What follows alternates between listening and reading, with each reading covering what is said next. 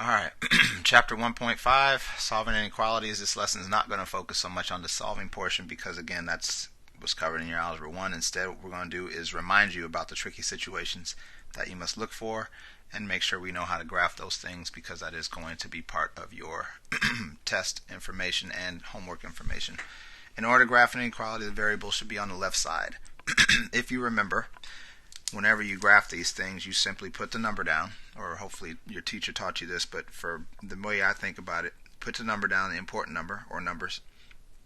This is not, 6 cannot equal 6, so that means it's an open circle, and you follow the direction that the arrow is pointing, which this is pointing to the right, which means that that would be your y is greater than 6.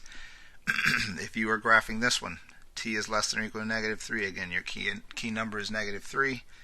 Because negative 3 can equal negative 3, this is a closed circle, and because it's pointing to the left, you go this way. M is less than negative 5, so again, negative 5, that would be an open circle because negative 5 cannot equal negative 5, and so it will go this way. And E is greater than or equal to 1. 1 is my key number. The equal sign means that it's going to be closed. It's pointing to the right, and so we go here. This means that your answer might need to be adjusted to match that necessity. Again, if the variable is not on the left side, what happens is if you were to look at this, if we flip this around and you put 6 is less than y, this arrow is pointing to the left, which would make you go the wrong way. So the reason why you probably want to move the variable to the left is so that when you go to graph it, all your information kind of makes sense whenever you think about it just briefly. So different types of questions, again, copy these examples so make sure you're ready to go. But one thing that you might see is that the variable's on the wrong side, so when we naturally go to solve this by moving the smaller variable, you end up with 7 is less than 2x plus 19.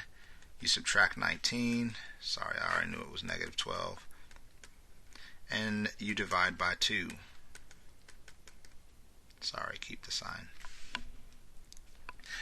But if you went to graph this and go that way, it doesn't work. So my suggestion, again, you don't have to do it, but I've been doing math for longer than you've been alive. I've actually been teaching math for longer than you've been alive. But my suggestion is that you flip it around so that when you do go to graph this, you are going the proper direction. We know it's an open circle, but it's pointing to the right, not the left. And so that would be good to consider. Sometimes the variable's negative. That's another type you might see. So what will happen is you have your x over here. You solve it as usual. Do not forget to bring down the negative. That is a average Algebra 1 mistake. But what I would do if my variable is negative, and again, this is a suggestion, but I suggest that you follow my suggestions because I've been seeing a lot of mistakes in all my years, and these are ways that I've found to solve them. Whenever you get a negative variable, switch all the signs. In other words, make this sign whatever the opposite of it is, make this sign whatever the opposite of that is, but if you flip this, you will not have an issue. Some of you will remember the rule that if you multiply or divide by a negative, that the sign switches, but why have to remember that if I just remember that I'd rather have a positive x, and so I switch all three signs, then I do the rest of my work as I have been taught. Again, closed circle here, going to the left, not the right like the sign originally said. And then the third type of problem you're going to see has a combination of both where you have to work them out. And when you go to work them out, things just don't seem to make sense. So negative 3x minus 12 makes sense. Move the 12 by adding it. And once we get here, there's two things. First off, I'm going to go ahead and solve it and get the x alone first. So what I'm going to do is recognize that my 3 is negative, and so again the safest thing to do is to switch all three. Next, I divide by 3 and I get my answer. The next safest thing to do before I graph it is to make sure that my x is on the proper side. Excuse me. Sorry about that. It's embarrassing. But anyway, x should go over there, negative 9 should go over there, and again switch your sign, and now when I go to graph this, open circle and to the left. So again, you are in Algebra 2, which means that you're expected to kind of know this stuff which means that the majority of the questions you need to look out for have tricks. And so you need to approach each question as if it is a trick problem.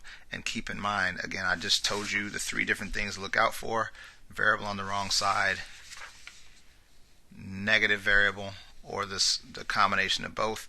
Those are really the 3 things you need to look out for. You should be able to solve a basic inequality, but like I said, if not, let me know and we'll try to get you caught up. But this test is happening in 2 weeks, or in an amount of 2 weeks, because it's mostly review information. And because it's review information and you're expected to know it for this course, you just need to kick in and get caught up if you're missing any skills. But again, if you're missing skills and not asking for help, that's the issue. If you got to this course, you more than likely belong here. And I did say more than likely, not 100%. But if you got to this course, you more than likely belong here. But what's going to get you through this course is when you're stuck or you don't know what's going on, that you do the work before it's too late to get caught up. So if you do that work, you should be okay. If not, like I said, it's probably not going to be a good first test for you, and it's probably not going to be a good first quarter. But again, that is up to you. Make sure you make the right choices, and we should be good. Good luck.